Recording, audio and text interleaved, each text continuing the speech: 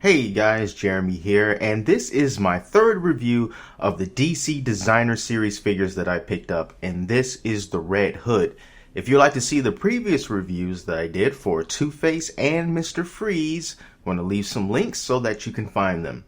So, this is the Red Hood. This is the guy who would eventually become known as the Joker.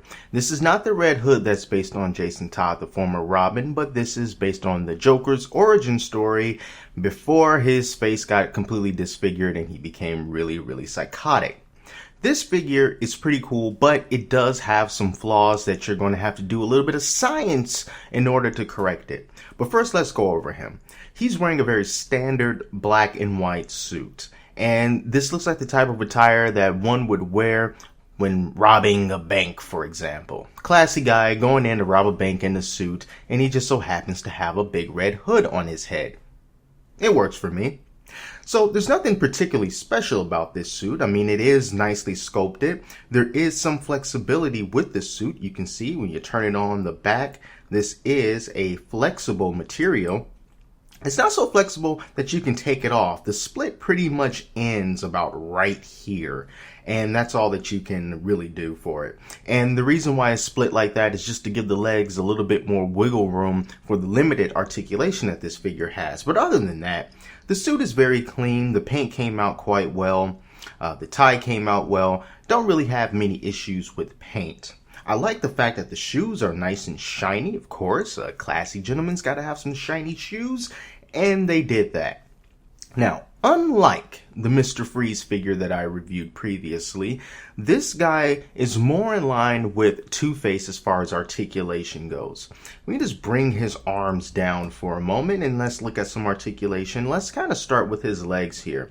Now, Mr. Freeze was able to stick his leg out completely, like the most amazing Bruce Lee-like sidekick that you would ever see. But with Red Hood, this is about as much as you can get. Anything more than this, it starts to feel like you're going to snap him. So you're not going to get a lot of articulation. You can't really get his legs to splay out. He does have some knee articulation, but it's very simplistic and it's also quite stiff. So you might want to be a little bit careful with that. But you get just that much articulation with the knee. It's a single joint, so you don't get double jointed knees, and you can move it up about that much. As far as his arm articulation goes, you can move them up and down, of course, and you can also bend his elbow, which once again is merely just a single joint in his elbow there, so you're not going to get a lot of articulation with that either. His hands do turn, so you can swivel his hands. Can't really pivot them all that much. They don't really hinge. And that's the same thing with his other arm. You also don't have any kind of articulation like in the stomach area or in the abs. You don't really have any of that going on either. So pretty much what you see here is what you are going to get. And you can also move his head. His head does have some articulation as well, as you can see. You can turn it 360 degrees if you want, which is pretty nice, but that's all you're going to get. Now, in an effort to sort of make up for the lack of articulation, this Red Hood figure comes with accessories, more accessories than the two figures that I got combined.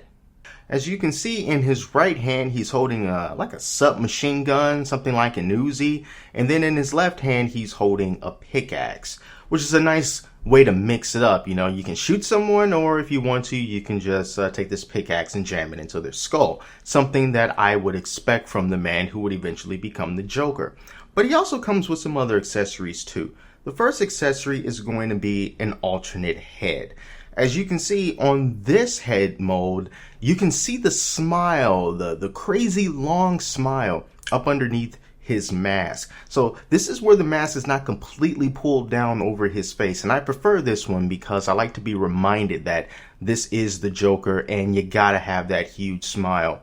This mask is molded onto the actual head, so the red part doesn't actually come off or anything like that. But to swap out the heads, it's just a matter of pulling that head off and you get this clear peg right there.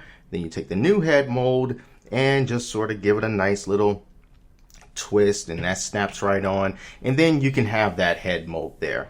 I prefer this one, of course, but you can use the other if you like, and that's cool. That's something that you don't get with Mr. Freeze or Two-Face.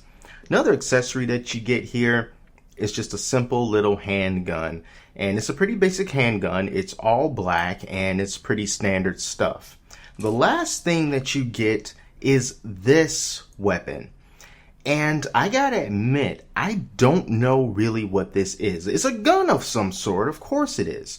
But it's so strange because it looks almost futuristic in a way. When you have this criminal and he's got this Uzi and this regular pistol and a pickaxe, and then you give him something like this that looks like an energy cannon or some type of fancy automatic shotgun. There's probably something to do with the New 52 in the comics or whatever that will more specifically say what this is. But for me personally, I'm not sure what this is. And to me, it doesn't really quite go along with this character when you have all the other accessories out. This just seems kind of like far-fetched. I don't know what this is. But it's still nice to have nonetheless. And the last thing I want to say about this guy, which is kind of a negative, is how stiff it is. Especially when it comes to putting accessories into his hands. I could not just put the pickaxe in his hand, and I couldn't just put this Uzi into his hand.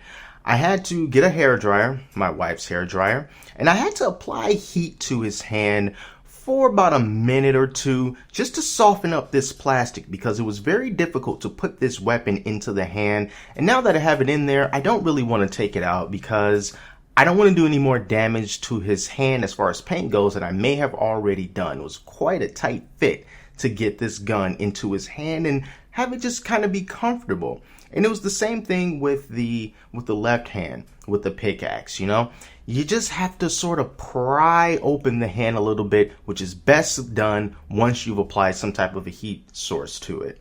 But other than that, I think that this is still a nice figure as far as the mold and the sculpt and the paint goes.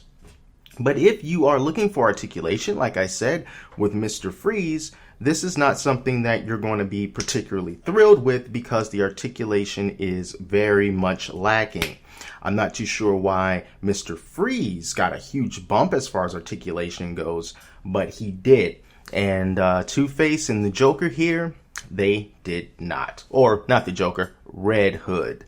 So that's the end of my 3 reviews of these DC Designer Series figures based off the artwork of Greg Capullo. They are a great price right now if you want to find them on Amazon. And if you're looking for some 6-inch figures to add to your collection and articulation is not that big of a deal for you, I would go ahead and give these guys a try. They're not too expensive right now, so best to jump on it before things get a little bit too out of hand, because you don't want to pay aftermarket prices now, do you? I know I don't. So if you want to see more of my toy reviews and other type of reviews that I'm going to have coming up in the future, be sure to subscribe to this channel. I'm cranking out new videos every week. So thank you so much for watching again. And until next time, I'm Jeremy, and I will talk to you later.